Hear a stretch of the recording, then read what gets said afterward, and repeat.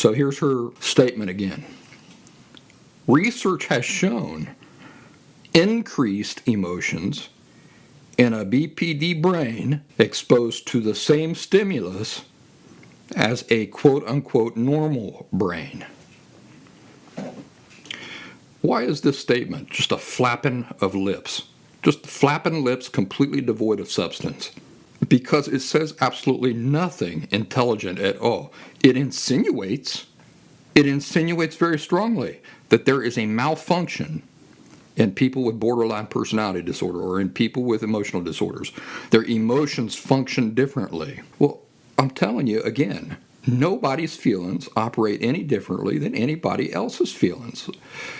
What is it that I said is the only relevant component into one person's feelings behaving differently than another person's feelings? Perspectives. Whatever your perspectives are, determine the way that your feelings act.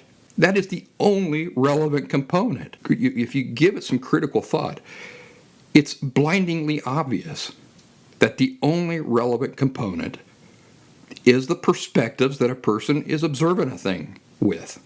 This lady who posted this, research has shown, science says, on the meme, that statement says nothing intelligent at all. Here's what it says. It says that somebody with BPD will have emotions that behave differently than that of another person when exposed to the same thing. Now, why is that complete idiocy? I'll tell you why. Because that's true for every two people who are exposed to the same thing.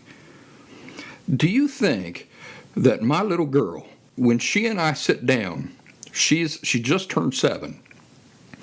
Do you think that when she and I sit down to watch Jaws, the movie, Jaws, do you think that she and I are going to experience the same feelings and the same intensities watching Jaws? Why or why not? It's pretty obvious, isn't it? Why is she more scared of the movie than I am? Is it because my feelings function differently than her feelings function? No, her feelings aren't malfunctioning.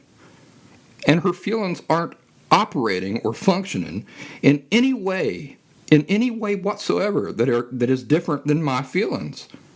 What is the only relevant component in this example and in all examples that were given?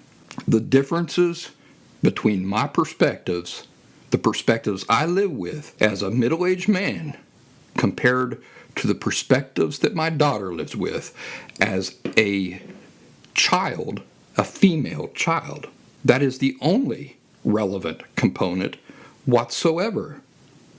Now, let's read my original meme again that the Brainiac was replying to. I said, literally anybody walking around with the same perceptions that you live with would interpret experiences similarly and therefore feel naturally resultant similar emotions in the same intensities and the same manner as you do. So it is not your emotions or how they operate that are the problem. It is your perceptions.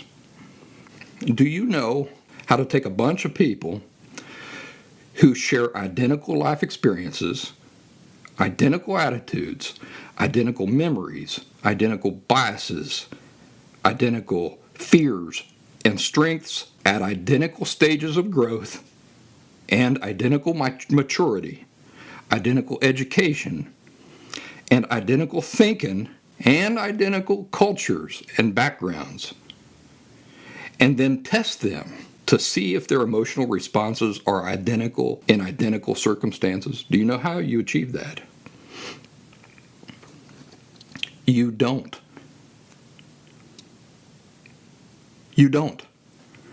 There is no such thing as creating that sort of groundwork for a test, because there are no two individuals who have ever lived who are perfect clones and identical in every regard. So is it possible that there has ever been a test created by scientists no matter how brilliant they are, that demonstrate one person's emotions behaving differently than another person's feelings behave? No. Period. Period. And there never will be. Furthermore, feelings aren't some magical thing inside of our bodies that just engage or disengage all on their own, independent of our thoughts. What are perspectives? What are the perspectives we live with? They are just thoughts. What did I say is the only relevant component distinguishing one person's feelings from another person's feelings? Perspectives. Thoughts are the same thing. Thoughts, perspectives, attitudes, they're all just thoughts. That is the truth. There is no getting around it. It's the only relevant component to the entire puzzle, and so I say it again. There is no such thing as some people's emotions being less quote-unquote stable than anybody else's emotions. There is no such thing as one human being's emotions behaving distinctly from how all people's feelings behave. No such thing.